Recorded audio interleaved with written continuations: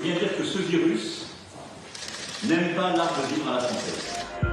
C'est pour remédier à ce constat qu'Emmanuel Macron échangeait ce matin avec les représentants du secteur de l'hôtellerie et de la restauration, dont certains chefs étoilés, comme Michel Saran ou Philippe Etchebest. Le sujet qu'on doit aborder, c'est le moment de la réouverture. Quelle est la bonne date? Comment on accompagne cette réouverture? À l'issue de la réunion, pas de date de reprise fixée avant la fin du mois de mai. L'exécutif souhaite éviter toute précipitation, mais des annonces, notamment le lancement d'une médiation pour permettre l'annulation ou le report du paiement des loyers. Il vaut mieux qu'un bailleur étale, voire diminue le montant de son loyer et qu'on trouve un accord entre nous, plutôt que d'avoir une multiplication de faillites, parce que là, il n'y aura plus personne pour payer. Donc j'appelle chacun une nouvelle fois à la solidarité. Nous avons bien avancé sur les loyers. Il y a des premières étapes qui ont été franchies, mais il en reste d'autres et donc nous allons poursuivre.